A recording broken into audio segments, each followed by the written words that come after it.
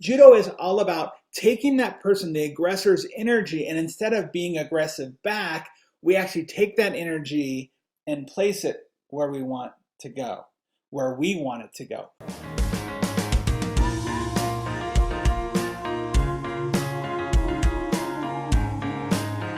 Well, good afternoon, leaders. I hope you're having an awesome week so far. And I just got back, depending on when you're listening to this or watching this.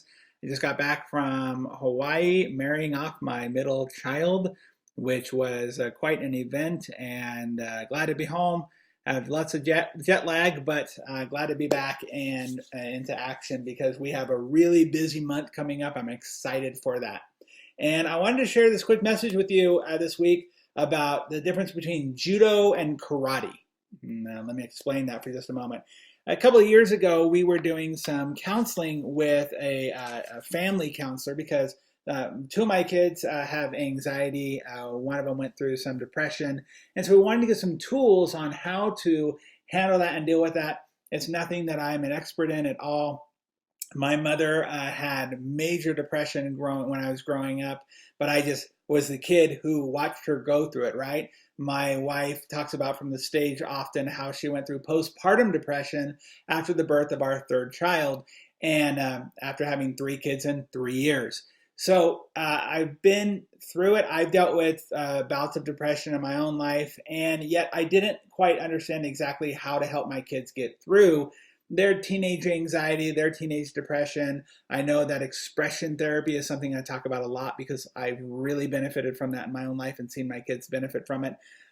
And this therapist was talking to us about the ways to parent and the most important ways to parent.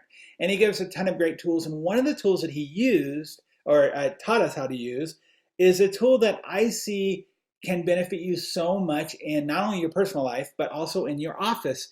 And he said it's a difference between being a karate expert as a parent and a judo expert. Now in karate is all about how to block and how to attack and how to be aggressive with the aggressor, right? How to stop them from hurting themselves or you, right?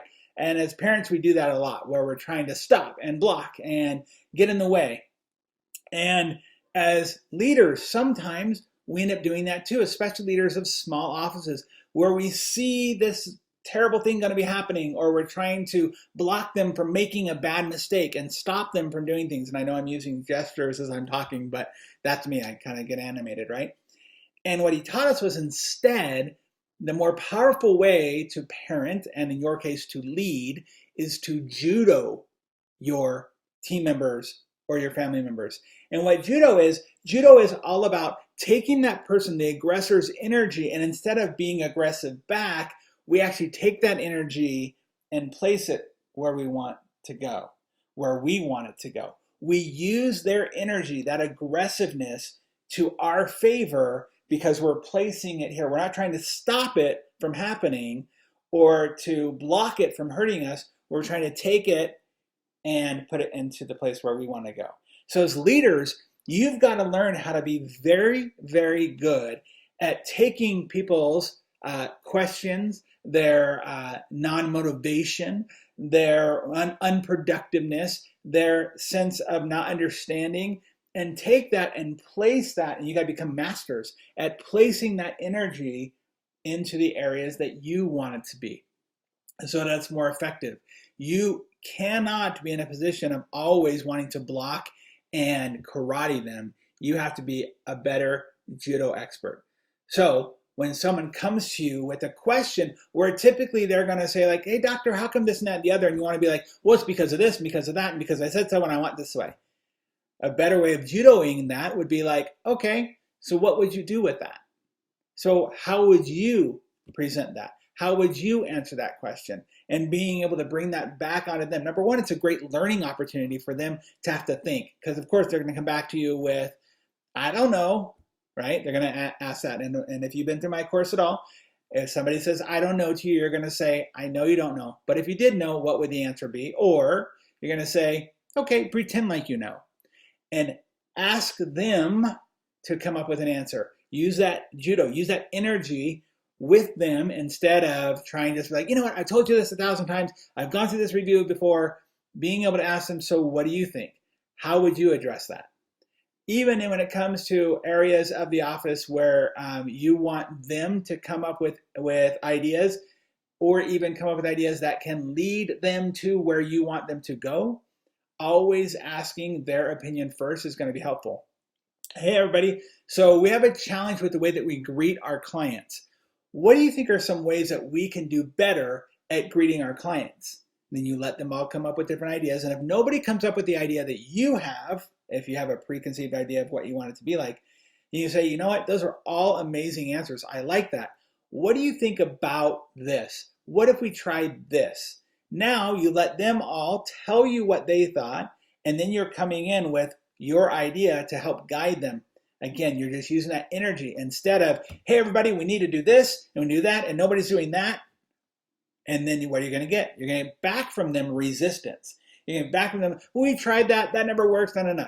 Instead, let them express that first, and then you say, oh, this is an area where I would like to work on, or I would like to try this. If you've noticed, even when I'm doing my trainings, if I've come out to do the office trainings before, when I ask questions, and people give answers, even if it's simple questions like, when I did the body language training, when we talked about the percentage of language that is the words that we use, people pop up tons of different answers, and I'm never, nope, not that, nope. I would say, okay, well, what else? Who else has an idea? What else do you think? Oh, great comment, or great question, or great answer. And who else has an answer? I'm never going to stop them with a no, not, or they're wrong, right? I'm going to be just continuing that flow of the energy. Karate versus judo. Karate versus judo. Blocking and stopping instead of using that energy to flow to the area that you want to do. That always comes with asking a better question, always asking, be able to put things back on them instead of you having to take that on. So try that on this week. See how that works out for you when it comes to your leadership skills, and of course, also in your own life, and how you can use that with your spouse, with your kids, with the people that you meet. I know that it's going to help you out. It's definitely helped me out in my own family, and I'm so grateful I got to share that with you. And I look forward to hearing how that's affected you in your own life. Please let me know how you've used that, and if it's been effective, or if you have any more questions on how you can use it in your own office and in your own personal life. All right, I'll see you on the next one.